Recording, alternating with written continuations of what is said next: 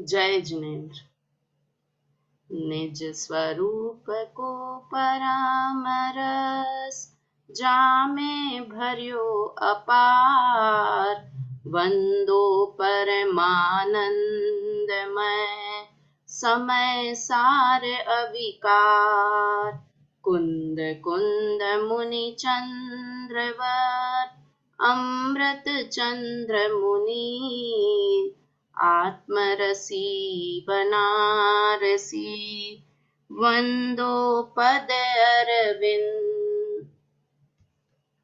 पंडित बनारसी दास जी कृत नाटक समय सार ग्रंथ के चतुर्दश गुणस्थान अधिकार पर हमारी चर्चा चल रही है। बीच में 3-4 दिनों का गैप हो गया। अभी हम 5वें गुणस्थान पर चर्चा कर रहे हैं। 4 गुणस्थान जिनके की नाम मिथ्यात्व, सासादन, मिश्र, अविरत सम्यक्त्व और देश विरत, ऐसे देश विरत नाम के 5वें गुणस्थान पर हमारी चर्चा चल रही है। चौथे गुणस्थान से 6ठे गुणस्थान तक को कहा जाता है बढ़ता हुआ शुभोपयोग। यहाँ पर होता है बढ़ता हुआ मतलब शुभ भाव, शुभ क्रियाएं नजर आने लगती है 5वें गुणस्थान से। चौथे गुणस्थान वर्ती जीव को जितना शुभ भाव होता है उससे अधिक 5वें को, उससे अधिक 6ठे को। तो शुभ भाव तो हेय है, हम तो ऐसा पढ़ते हुए आए हैं, किंतु वो हेय जानकर भी शुभ भाव बढ़ता जाता है। पुष्पा आंटी क्या कहा? 5वें गुणस्थान वर्ती जीव समझता है कि शुभ भाव बंध का कारण है। जो भी मैं ये व्रत उपवास आदि के भाव होते हैं मेरे, इन सब से बंध होता है, किंतु फिर भी ये भाव बढ़ते जाते हैं। कि इसका मतलब वास्तव में वो पुरुषार्थ तो शुद्ध भाव बढ़ाने का ही करता है, किंतु बाहर में ऐसी क्रियाएं, ऐसा ही रिलेशन है शुभ भाव और शुद्ध भाव का, कि जैसे जैसे शुद्ध भाव बढ़ते हैं 6ठे गुणस्थान तक, साथ में शुभ भाव भी बढ़ते जाते हैं। उसे देव शास्त्र गुरु के प्रति प्रेम और बढ़ता जाता है, भक्ति का भाव और अधिक बढ़ता जाता है। मतलब शुभ भाव बढ़ते हुए रहते हैं 6ठे गुणस्थान तक। और 7वें गुणस्थान से क्या होता है? 7वें गुणस्थान से शुद्ध भाव बढ़ता जाता है ना। तो ये 4 गुणस्थान तक की 5वें गुणस्थान में हम किसकी बात कर रहे थे? 5वें गुणस्थान में हम 11 प्रतिमाओं की बात कर रहे थे। उसमें हमारी 6 प्रतिमा तक की चर्चा हो गई थी। कौन सी 11 प्रतिमा से 6 प्रतिमा हो गई है? आरती जी एक बार नाम बोलेंगे 6 प्रतिमाओं के। दर्शन प्रतिमा, व्रत प्रतिमा, सामायिक प्रतिमा, प्रोसोदपावास प्रतिमा, सचित विरत त्याग प्रतिमा और दिवा मैथुन त्याग प्रतिमा, ब्रह्मचर्य प्रतिमा। हाँ, तो हमारी ब्रह्मचर्य प्रतिमा तक की बात हो गई थी। हमने 67 नंबर का छंद पढ़ा था जिसमें 9 बाण के नाम बताए थे। हमने ये भी बात की थी कि ब्रह्मचर्य एक के बाद एक स्टेप से लिया जाता है, एक साथ पूरा ब्रह्मचर्य धारण नहीं होता है। इसी तरह परिग्रह भी क्रम पूर्वक परिग्रह छोड़ा जाता है। अगर अचानक से कुछ चीज करेंगे तो वो चीज हमारा शरीर भी एक्सेप्ट नहीं कर पाएगा, और हो सकता है फिर वो व्रत पालन पूरी तरह से नहीं हो सके। इसलिए ये जो बहुत प्रैक्टिकल तरीके से, साइंटिफिक तरीके से ये 11 प्रतिमाओं का स्वरूप है। एक बात और बताएं कि 5वें गुणस्थान वर्ती ये 11 प्रतिमाएं पालन करता है पुष्पा आंटी, तो वो ग्रंथ के अनुसार पालन करता है या उसके भाव वैसे होते हैं फिर ग्रंथों में वैसा लिख दिया गया है? क्या कहा बेला भाभी? क्या कह रही हूं मैं कि जैसे उसके परिणाम भाव होते होते हैं हैं। भाभी, भाव हाँ, वैसे होते हैं उसके। हाँ, अपने आप भाव ऐसे होते हैं। अगर हम ऐसा कह दें ना कि 5वें गुणस्थान में आपको ये जो ग्रंथों में 11 प्रतिमाएं आई है इसका पालन करना ही करना है, तो वो बोझा हो गया। और धर्म में बोझे का काम नहीं है, सरलता से धर्म होता है। तो उसके अपने आप परिणाम ऐसे होते हैं, और उसके जैसे परिणाम होते हैं वैसे ग्रंथों में इस तरह से 11 प्रतिमाएं लिखी गई है। अपने आप उसे स्त्री मात्र का त्याग करने का परिणाम आ जाएगा, स्त्री के साथ रहने का भाव नहीं आएगा। तो इस तरह से हमने ये 7 प्रतिमाओं तक की चर्चा करी। 7वीं प्रतिमा की एक मैंने बात की थी कि ब्रह्मचर्य प्रतिमा और ब्रह्मचर्य महाव्रत दोनों में क्या अंतर है, कि यहाँ भी स्त्री का त्याग तो कर दिया है किंतु उसके साथ एक घर में रह सकता है, और जब महाव्रत हो जाता है ब्रह्मचर्य महाव्रत, तो स्त्री के साथ एक घर में भी नहीं रहते हैं, है ना। ब्रह्मचर्य तो, किंतु ये ब्रह्मचर्य प्रतिमा में दोनों तरह के श्रावक होते हैं, ग्रह विरत भी और ग्रह निरत भी। ऐसे 2 श्रावकों की चर्चा आती है, ग्रह विरत और ग्रह निरत, कि कोई कोई ब्रह्मचर्य प्रतिमाधारी घर में भी रहता है, और किसी किसी के ऐसे परिणाम भी हो जाते हैं कि मैं घर छोड़कर धर्मशालाओं या तीर्थ क्षेत्र आदि में जाकर रहने लगते हैं। ऐसे कोई ब्रह्मचारी आप लोगों ने देखे भी होंगे कि ब्रह्मचर्य प्रतिमाधारी हैं, वो 6ठी प्रतिमाधारी हैं, 7वीं प्रतिमाधारी हैं, किंतु वो घर से विरत हो गए हैं। आज से हमें पढ़नी है 8वीं प्रतिमा। 8वीं प्रतिमा कौन सी है? 2 प्रतिमाओं का एक साथ जोड़ा याद करना था, आरंभ त्याग प्रतिमा और परिग्रह त्याग प्रतिमा। आरंभ और परिग्रह ये दोनों साथ में नाम आते हैं भाई साहब, लक्ष्मी चंद जी भाई साहब। 2 प्रतिमाओं के नाम एक साथ आते हैं, आरंभ और परिग्रह, ये 2 साथ में सुनने आते हैं। आरंभ का सीधा साधा अर्थ है किसी बात की, किसी कार्य की शुरुआत करने के लिए जितना इकट्ठा करना, जितना मेंटल प्रोसेस और सामान इकट्ठा करने का भाव है, वो सब आरंभ कहलाता है ना। जितनी भी कुछ मुझे खाना बनाना है, तो उसकी शुरुआत करने के लिए मुझे विकल्प सारे, आज खाने में क्या बनाऊं, सब्जी बनानी है तो वो सब्जी लेकर आऊं, वो सब्जी कैसे बनेगी, उस हिसाब से बर्तन इकट्ठे करना, वो सारा मेंटल और फिजिकल वर्क है, वो सब आरंभ कहलाता है ना। तो पहले आरंभ का त्याग करते हैं, फिर परिग्रह का। अगर मैंने मन में विचार ही कर लिया कि मुझे खाना बनाना ही नहीं है, तो मुझे गेहूं इकट्ठा करने का, संग्रह परिग्रह करने का भाव भी नहीं आएगा, है ना। सुनीता आंटी क्या बात कह रहे हैं कि अगर मुझे आरंभ का त्याग हो गया, तो धीरे धीरे मेरे परिग्रह का त्याग भी अपने आप हो जाएगा। हम परिग्रह क्यों रखते हैं, वस्त्र क्यों रखते हैं, बर्तन क्यों रखते हैं, घर में अनाज इकट्ठा करके क्यों रखते हैं? अभी तो गर्मियों का सीजन चल रहा है, तो सबके स्टोरेज वाला काम चल रहा है अभी, तो क्यों स्टोर करते हैं?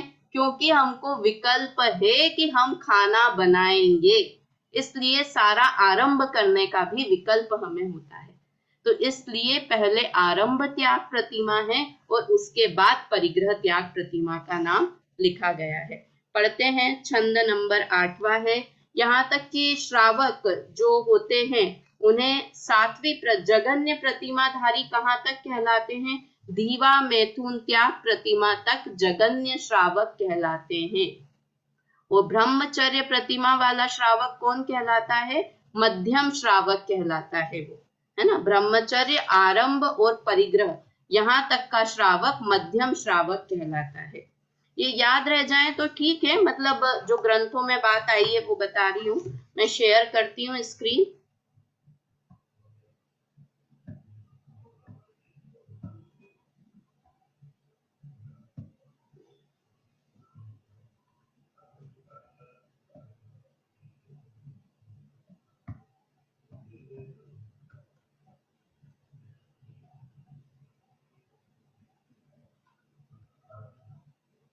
ये 9 बाढ़ के नाम हमने देखे थे, और इसके बाद का ब्रह्मचर्य में ये 9 बाढ़ सहित ब्रह्मचर्य का पालन होता है, और उसके बाद का छंद हमको पढ़ना है।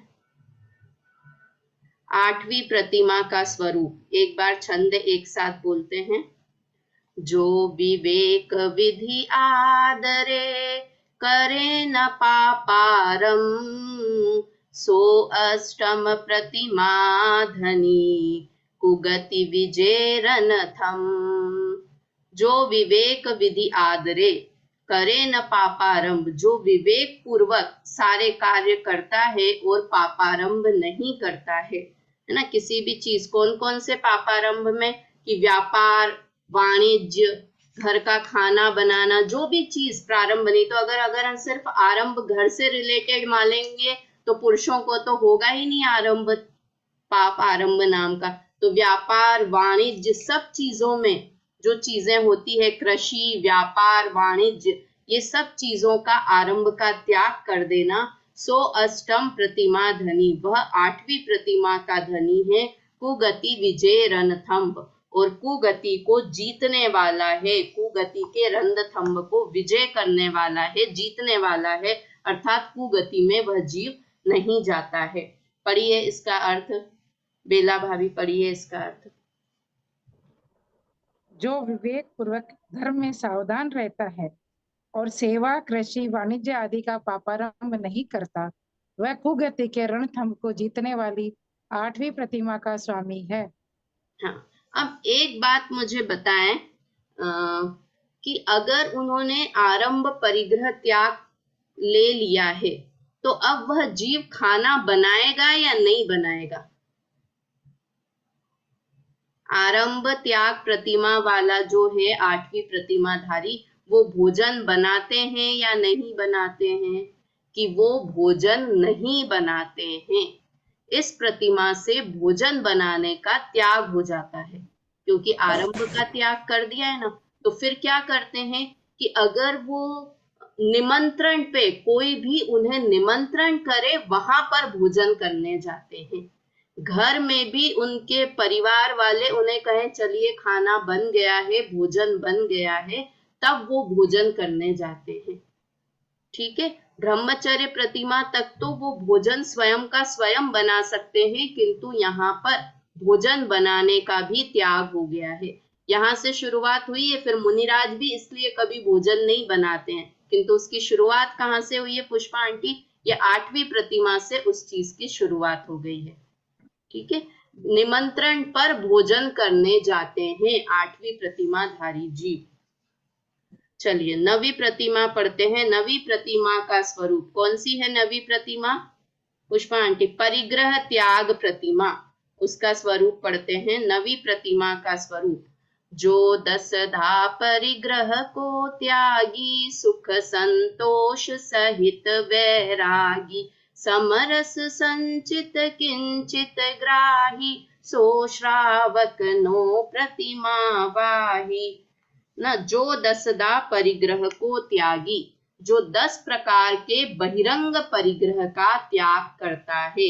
अंतरंग परिग्रह तो 14 होते हैं, उसमें से एक मिथ्यात्व परिग्रह का त्याग हो गया है, और बाकी क्रोध मान माया लोभ हास्य आदि के अनंतानुबंधी और अप्रत्याख्यानावरण जितना त्याग उन्हें हो गया है, और 10 परिग्रह का वो त्याग। किंतु यहाँ पर ये समझना पूरी तरह से त्याग नहीं हुआ है, उसमें भी थोड़ी मर्यादा कर ली है 10 ही प्रकार के परिग्रह में। क्योंकि परिग्रह में 10 परिग्रह में एक नाम आता है, किसका नाम आता है? वस्त्र। तो वस्त्र का पूरा त्याग तो नहीं हुआ है, वो परिग्रह महाव्रत लेंगे तब पूरा त्याग हो गया है, किंतु इन 10 ही परिग्रह में मर्यादा कर ली है, उसका नाम 10वीं प्रतिमा परिग्रह त्याग प्रतिमा है। नाम ऐसा है। 10 परिग्रह कौन से होते हैं? हाँ चलिए बताइए, कौन बता सकता है 10 परिग्रह के नाम? सुनीता आंटी। क्षेत्र, वास्तु, सोना, हिरण्य, धन धान्य, दासी दास, और कुप्या और भांड। हाँ, बर्तन और भांड। एक बार वापस बोलती हूँ, क्षेत्र, वास्तु, सोना चांदी, धन धान्य, दास दासी, बर्तन वस्त्र, इस तरह से ये 10 प्रकार के परिग्रह होते हैं। इनमें बहुत लिमिटेशन कर लेते हैं, कपड़ों की मर्यादा, बर्तन की मर्यादा, क्षेत्र की मर्यादा, सोना चांदी तो क्या रखते होंगे इन सब की वो मर्यादा कर लेते हैं। ऐसी वो नवी प्रतिमा, नाम है परिग्रह त्याग प्रतिमा, किंतु इसका अर्थ क्या समझना है कि परिग्रह में 10 प्रकार के बहिरंग परिग्रह में मर्यादा कर ली है ना। आरती जी, बहुत सरलता से 10 परिग्रह के नाम याद करने हो तो अपने घर के आसपास देख लेना, अपने घर में जो जो चीजें दिखती हैं वो सब परिग्रह है ना। इसलिए नाम याद नहीं रहे, दास दासी, अरे दास दासी को भी परिग्रह कह दिया है ना। नौकर नौकरानी, नौकर चाकर आदि रखते हैं वो सब, सोना चांदी, जो बर्तन वस्त्र जो सब दिख रहा है ना, सब परिग्रह है। हमारे मुनिराज के पास क्या है? कुछ भी नहीं है ना, इसलिए वो परिग्रह त्यागी है। तो हमारे पास जो सब है वो सब परिग्रह है, क्योंकि इसमें मोबाइल और लैपटॉप का नाम नहीं है। और लक्ष्मी भाई साहब, मोबाइल और लैपटॉप है कि नहीं है? परिग्रह है ना, बहुत अच्छा खासा परिग्रह है वो तो इसलिए ये समझना, जितना कुछ हमें दिखाई देता है आसपास वो सब परिग्रह है। सुख संतोष सहित वैरागी, सुख और संतोष से रहते हैं, क्योंकि जो संतोषी है वो सुखी है और वो संतोषी है, इसलिए 8वीं 9वीं प्रतिमाधारी जीव सुखी हैं, वैराग्य से सहित हैं, समरस संचित किंचित ग्राही, अपने साम्य भाव को धारण करते हैं। संचित किंचित ग्राही, जो जितना परिग्रह है उसे किंचित ही ग्रहण करते हैं, बाकी सबका त्याग कर देते हैं। सो श्रावक 9 प्रतिमा वाही, ऐसा श्रावक 9वीं प्रतिमाधारी, आरंभ त्याग प्रतिमाधारी श्रावक कहलाता है। पढ़िए लक्ष्मी भाई साहब, पढ़िए इसका अर्थ।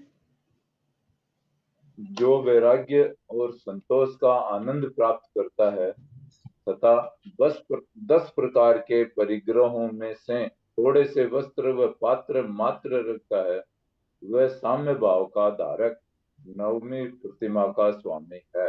हाँ, 9 प्रतिमाओं की चर्चा हो गई। एक बार वापस नाम बोलते हैं 9 प्रतिमा के, उसके बाद 10वीं और 11वीं प्रतिमा पढ़ते हैं। वापस एक बार, दर्शन प्रतिमा, व्रत प्रतिमा, सामायिक प्रतिमा, फिर प्रोषोधोपवास त्याग प्रतिमा, और 5वीं कौन सी है? सचित विरत, सचित, वेरी गुड, सचित त्याग प्रतिमा, फिर दीवा मैथुन त्याग प्रतिमा और ब्रह्मचर्य प्रतिमा। उसके बाद 2 का जोड़ा है आरंभ त्याग प्रतिमा और परिग्रह त्याग प्रतिमा। ऐसे 9 प्रतिमाएं हो गई। 10वीं प्रतिमा है अनुमति त्याग प्रतिमा, उसकी चर्चा हम करते हैं यहाँ से।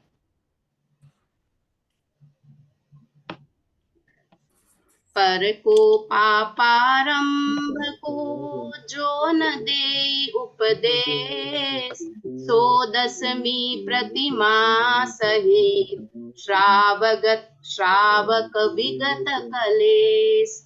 यहाँ से उत्कृष्ट श्रावक कहलाते हैं। इस प्रतिमाधारी जो श्रावक है वो उत्कृष्ट श्रावक कहलाता है। पर को पापारंभ को जो न दे उपदेश, पहले तो उन्होंने खुद वो कार्य करने खत्म किए और बाद में दूसरों को उस तरह का उपदेश देना भी बंद कर दिया, है ना। कहते हैं ना कि पहले खुद करो फिर तुम उसको देने के अधिकारी हो, किसी भी चीज को समझाने के, बोलने के। तो पहले खुद ने वाणिज्य करना बंद किया और बाद में कि तुम ये व्यापार कर लो, इसमें बहुत लाभ है, यहाँ अपने बच्चों की शादी करा दो, ये बहुत अच्छा परिवार है। इस तरह की किसी भी तरह की अनुमति देने का त्याग कर दिया। कैसा वो जीव होगा जो घर में भी रह रहा है किंतु घर से एकदम विरक्त है। कैसे वो जीव होते होंगे ये 10वीं प्रतिमाधारी, जो भोजन मिल गया वो भोजन कर लिया, घर में है किंतु घर में क्या बिजनेस में प्रॉफिट लॉस हो रहा है, बच्चे मतलब बिल्कुल मुनि बनने की तैयारी यहाँ से है ना। घर में है किंतु घर से पूरे विरक्त हैं। ऐसे जीव 10वीं प्रतिमाधारी होते हैं। सो 10वीं प्रतिमा सहित श्रावक विगत क्लेश, वो श्रावक क्लेश से रहित हैं, के क्लेश से रहित हैं। ऐसे 10वीं प्रतिमा अनुमति त्याग प्रतिमा है। नाम से ही समझ में आता है किसी भी तरह की पाप की अनुमति नहीं देना, उसका नाम अनुमति त्याग प्रतिमा है। पढ़िए इसका अर्थ, पढ़िए बेला भाभी।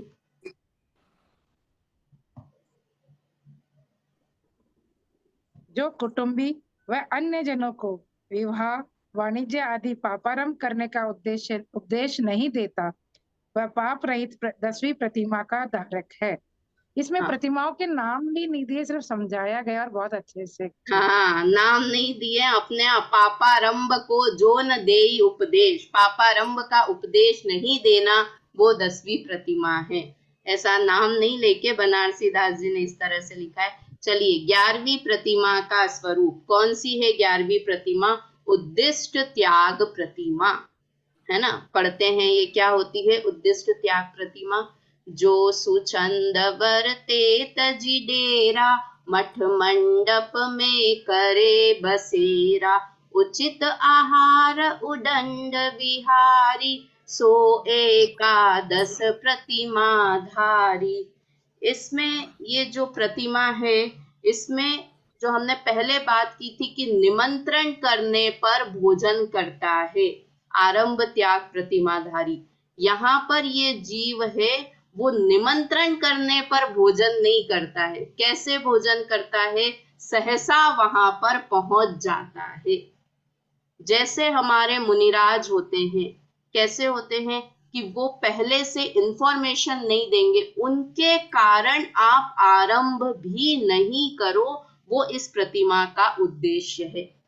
क्या हुआ कि पहले तो जो थे आरंभ प्रतिमा वाले पोजीशन में थे, उसमें तो उन्हें पता है कि ये यहाँ पर घर पे भोजन करेंगे, और ये 11वें प्रतिमाधारी नियम से घर में नहीं रहते हैं, घर से रहित ही रहते हैं, घर में नहीं रहते हैं, और अपने बनाया हुआ भोजन भी नहीं करते हैं। इसका मतलब उनके निमित्त से किसी भी तरह का पाप भी नहीं हो, इस बात का ध्यान इस प्रतिमाधारी रखते हैं, है ना।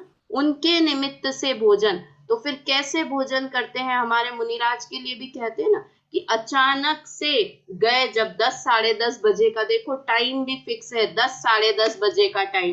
क्यों ऐसा टाइम फिक्स कर रखा है? कि उस समय घर में भोजन बन चुका होता है, किंतु किसी ने भोजन किया नहीं होता है ना। बेला भाभी, ऐसा टाइम उन्होंने चुना। तो कैसे कि भोजन बनाने वाले जितने, हमने तो 4 मेंबर्स के हिसाब से खाना बनाया था, तो वो इतना कम भोजन ग्रहण करके वहां से चले जाते हैं कि आपका भोजन कम भी नहीं पड़े, आपको परेशानी भी नहीं हो उनकी वजह से। ऐसे बोलते हैं ना, गाय वगैरह की घास खाती हैं, गाय गोचरी वृत्ति बोलते हैं जिसको, कि कैसे गाय घास खाती है तो वो घास को जड़ से निकाल के नहीं खा लेती है, ऊपर ऊपर से घास खा लेती है, फिर वो वापस से घास उग जाती है। तो इस तरह से ये गोचरी के लिए जो श्वेतांबर भाई हैं हमारे, वो लोग तो गोचरी वृत्ति बोलते हैं उसको, कि गोचरी के लिए निकलते हैं उनके साधु साध्वी। पर हमारे यहाँ भोजन को, उस भोजन को बोलते हैं उद्दिष्ट त्याग प्रतिमा।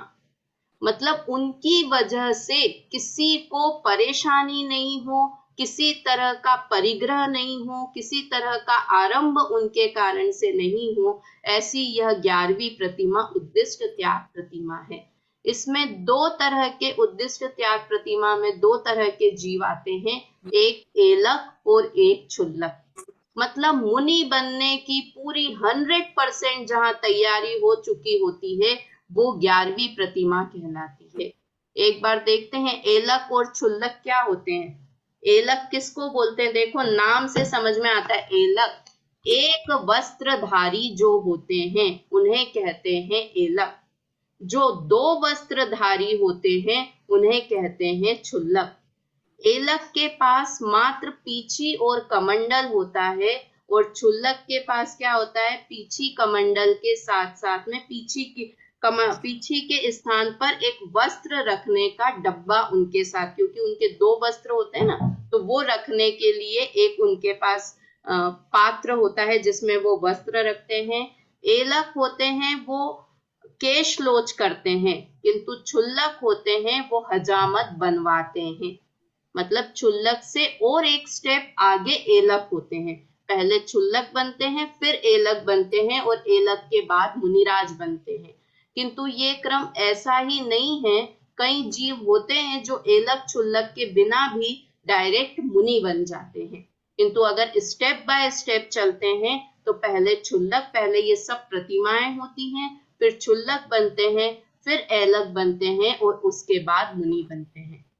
जब ये संघ वगैरह की बात करते हैं मुनि संघ आदि में, तो ऐसे ही आचार्य किसी रैंडम व्यक्ति को मुनि बनने के लिए नहीं दे देते, पहले उन्हें अपने संघ में रखते हैं थोड़े दिन, और वो संघ में ब्रह्मचर्य व्रत प्रतिमा वाले भी हो सकते हैं, या 11वीं प्रतिमा वाले एलक क्षुल्लक भी होते हैं। और जब आचार्य को लगता है कि हाँ, अब ये व्यक्ति पूरी तरह से तैयार है मुनि बनने के लिए, तब उसे मुनि बनने के लिए कहा जाता है। क्यों?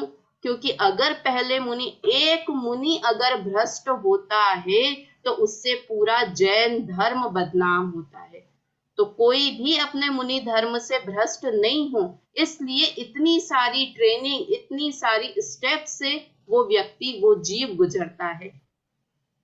तो भाभी इसमें ना जैसे ये कोई भी प्रतिमाधारी केशलोच भी स्टार्ट कर देते हैं क्या इसमें? हाँ, 11वीं प्रतिमा में जो एलक होते हैं वो केशलोच करना स्टार्ट कर देते हैं। क्षुल्लक तक होते हैं वो तो हजामत करवाते हैं, मतलब बनवाते हैं दूसरों से अपने। और बाकी एलक, क्योंकि अब इसके बाद तो एलक के बाद तो मुनि ही बनना है, आगे तो पूरे लाइफ टाइम केशलोच ही करना है। उसे डर लगे, अरे बाप रे क्या होगा, दर्द होगा, ये होगा, शरीर के प्रति राग हो, तो यहाँ से इतना शरीर से राग छूट गया है कि वो केशलोच करना प्रारंभ कर देते हैं। तो भाई मैंने तो जैसे किसी एक जन को देखा था जो मतलब शायद हो सकता है 5वीं 6वीं प्रतिमा तक होंगे, बट वो केशलोच करते हैं।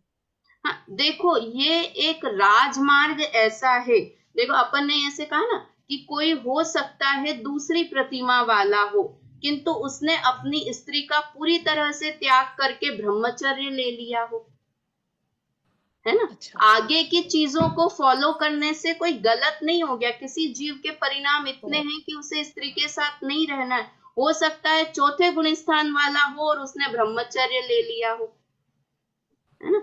किंतु ये जो हम यहाँ पर 5वें गुण स्थान की बात करें कि 2 कषाय चोकड़ी का अभाव होता है, और इसमें ये स्टेप्स होती हैं।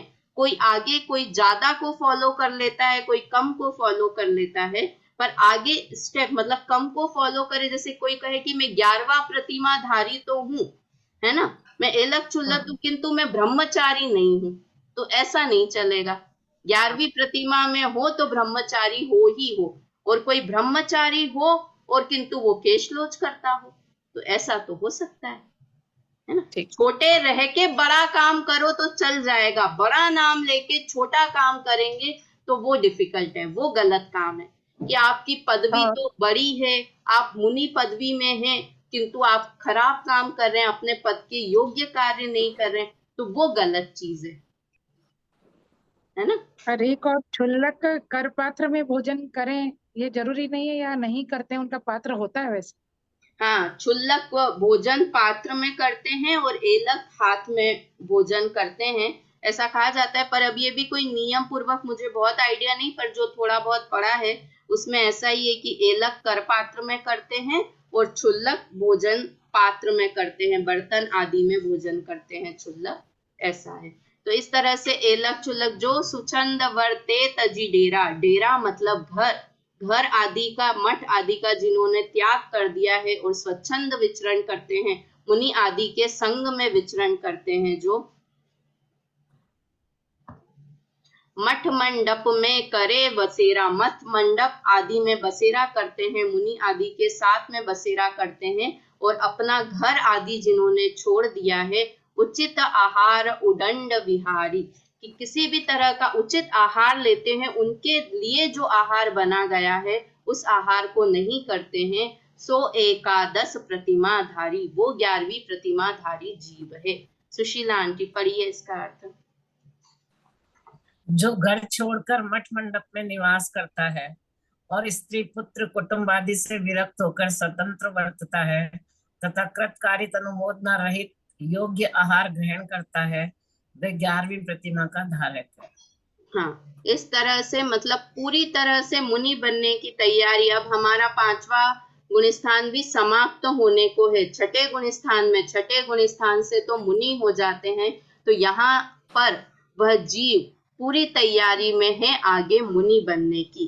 प्रतिमाओं के संबंध में मुख्य उल्लेख, हम कल ये पूरा 5वां गुण स्थान खत्म करके छठे गुण स्थान पे आगे बढ़ जाएंगे। 2 4 6 छंद और है। कहाँ से शुरू की थी? पंचम गुण स्थान की।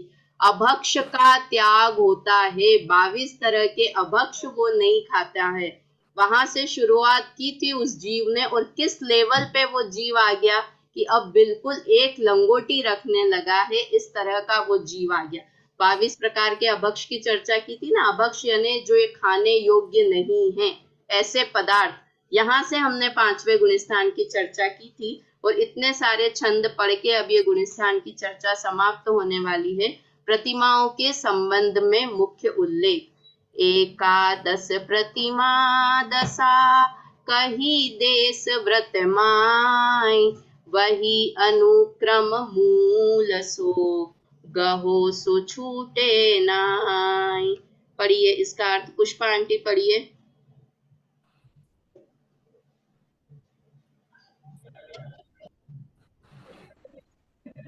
देशव्रत गुणस्थान में 11 प्रतिमाएं ग्रहण करने का उपदेश है।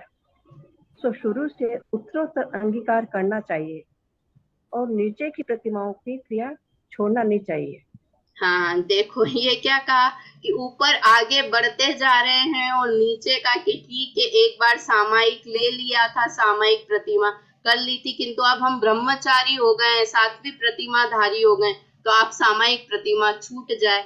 तो ऐसा नहीं है, जो पहले की प्रतिमाएं हैं उनको तो यथोचित रखते हैं और आगे आगे और बढ़ते जाते हैं। ये बात हमेशा जीवन में भी याद रखना कि हम बड़ा नाम करके छोटे काम करें वो योग्य नहीं है, और नाम छोटा हो और बड़े काम करें तो यश को प्राप्त हो, है ना। तो प्रतिमाधारी है वो दूसरी प्रतिमाधारी है, किंतु आगे की प्रतिमाओं की तैयारी कर ले तो उसमें कोई दोष नहीं है। मुनिराज हो और वो 5वें गुणस्थान जैसी चर्या करे तो वो ठीक नहीं है ना। 5वें गुणस्थान धारी हो किंतु वो आगे के सारे ब्रह्मचर्य आदि का पालन करने लगे तो वो उचित है। प्रतिमाओं की अपेक्षा से श्रावक के भेद, देखो ये अपन ने पढ़ लिया है किंतु वापस इसमें आ रहा है, एक बार पढ़ते हैं। षट प्रतिमा ताई जगन मध्यम नो पर जन, उत्तम 10वीं 11वीं इति प्रतिमा वीरतन। बहुत सरल है। 6 प्रतिमा तक के जीव जगन्य श्रावक हैं। मध्यम 9 पर्यंत, मध्यम उसके आगे 6 से 9 तक के मध्यम है और 10वीं और 11वीं प्रतिमा वाले उत्तम श्रावक है। इस तरह से यहाँ पर प्रतिमा का वर्णन पूर्ण हुआ। एक बार कौन बता सकता है कौन से मध्यम है, कौन से उत्तम है और कौन से जगन्य है? पहले से 6ठे गुणस्थान तक तो जगन्य है और 7वें 8वें 9वें में मध्यम है और 10वें और 11वें में उत्कृष्ट प्रतिमा। आप गुणस्थान बोल गए, गुणस्थान नहीं, प्रतिमाओं की चर्चा है। 6ठी प्रतिमा तक जगन्य श्रावक है, 9वीं और 10वीं 7वीं 8वीं और 9वीं तक मध्यम श्रावक है और 10वीं और 11वीं प्रतिमाधारी। 10वीं और 11वीं प्रतिमा का क्या नाम है बेला भाभी? 10वीं 11वीं प्रतिमा का नाम? अनुमति त्याग प्रतिमा और उद्दिष्ट त्याग प्रतिमा। हाँ, तो ये उत्कृष्ट श्रावक हैं। ये कई बार श्रावक को होती है ना कि उसकी बात करते हैं हम, दान किसको देना, तो बहुत जगह ये श्रावक मध्यम श्रावक को देना, उत्तम श्रावक को, जगन्य श्रावक को, तो वहां पर इन्हीं श्रावक की बात वहां पर कही जाती है। 5वें गुणस्थान का काल ये करके फिर हम बात ये 5वें गुणस्थान का काल कल से लेंगे क्योंकि इससे रिलेटेड पूर्व का प्रमाण 3-4 छंद हैं जो इससे रिलेटेड हैं। तो ये 74, 75, 76 इन 3 छंदों की चर्चा हम कल करेंगे और उसके बाद 77 से 6ठे गुणस्थान का स्वरूप प्रारंभ होगा जिसमें 28 मूल गुणों की चर्चा भी यहाँ से बनारसी दास जी करेंगे। एक बात बता दीजिए कि 5वें गुणस्थान में अंतरंग में क्या होता है और बहिरंग में क्या होता है। हमने अंतरंग और बहिरंग दोनों तरीके से विचार किया है। तो अंतरंग में उस जीव की क्या दशा होती है और बहिरंग में उस जीव की क्या दशा होती है। हमको अंतरंग, अब कल भी बात की थी ना कि बाहर में तो ये प्रतिमाएं दिखेंगी किंतु उस जीव के अंदर में परिणाम कैसे होते हैं वो बहुत इंपॉर्टेंट चीज है। अंदर में उस जीव की कितनी शुद्धता होती है, बाहर में ये प्रतिमाएं पालनी नहीं पड़ती हैं, अपने आप पल जाती हैं। कब? जब अंदर में शुद्धता हो तब। तो क्या होते हैं उसके अंदर के परिणाम, कैसे होते हैं? दो कषाय चौकड़ी के अभाव पूर्वक भाव। हाँ, दो कषाय चौकड़ी के अभाव रूप मंद कषाय उस जीव को होती है। और उसके अलावा सबसे ज्यादा जितनी स्थिरता, आत्म स्थिरता चौथे गुण स्थान में होती है, उससे अधिक स्थिरता पंचम गुण स्थान वर्ती जीव को होती है। इसमें ऐसे बोलते हैं कि शुद्धोपयोग जल्दी जल्दी भी होता है और अधिक देर तक रहता है चौथे गुण स्थान की अपेक्षा। चौथे गुण स्थान की अपेक्षा पांचवें गुण स्थान में शुद्धोपयोग जल्दी जल्दी होता है। जैसे वो चौथे गुण स्थान वाला जीव जितनी दिनों में आत्मा के समीप आता था, ऐसे बोले 6 महीने में चौथे गुण स्थान वर्ती जीव को नियम पूर्वक शुद्धोपयोग होता ही होता है। और पांचवें गुण स्थान में 15 दिन में नियम पूर्वक शुद्धोपयोग होता ही होता है ना। आत्मा के समीप जाने का विचार आता ही है। और जितनी देर चौथे वाला रहता है, उससे अधिक देर तक आत्मा में रहने का विकल्प, आत्मा में रहने का भाव, उसे विकल्प नहीं कहेंगे, आत्मा में रहने का भाव पांचवें गुण स्थान में होता है। मतलब शुद्धोपयोग भी बढ़ता है, शुद्ध भाव भी बढ़ता है, सुख भी बढ़ता है, दो कषाय चौकड़ी का अभाव होता है और उतनी मंद कषाय उस जीव को होती है। इतनी 4 चीजें होती हैं, तब बाहर में 11वीं प्रतिमा लेने का भाव होता है। 11 प्रतिमा, है ना। तो अंदर की विशेषता है, क्योंकि हम गुणस्थान की बात कर रहे हैं, तो अंदर में मोह का नाश, मोह का क्षय और अधिक अधिक होते जा रहा है, ऐसा ये गुणस्थान होता है। कल इस पंचम गुणस्थान की अंतिम बात करके छठा गुणस्थान प्रारंभ करेंगे। पांचवें गुणस्थान संबंधी कोई प्रश्न आप लोगों के हो तो कल पूछ लीजिएगा। अभी का तो समय हो गया है, क्योंकि फिर हम आगे बढ़ जाएंगे। और आगे बढ़ना है तो सिर्फ दूसरों को पढ़ने के लिए नहीं, हम वास्तव में पांचवें गुणस्थान को प्राप्त करें। और महिलाएं स्त्री होती हैं, वो सब पांचवें गुणस्थान तक ही जा सकती है। तिर्यंच होते हैं, वो सब भी पांचवें गुणस्थान तक ही जा सकते हैं। इसके आगे के गुणस्थान में महिलाएं और तिर्यंच भी नहीं जा पाते हैं। तो इसकी चर्चा हम कल करेंगे छठे गुणस्थान की। अभी जिनवाणी स्तुति करते हैं। भाव मरण से त्रस्त प्रतीक्षण, मेरे घट में अमृत घोलो। मैं विवेक बिन अंध शारदे, नए अंजन से लोचन खोलो। जय जिनेन्द्र। 9 बार नमो का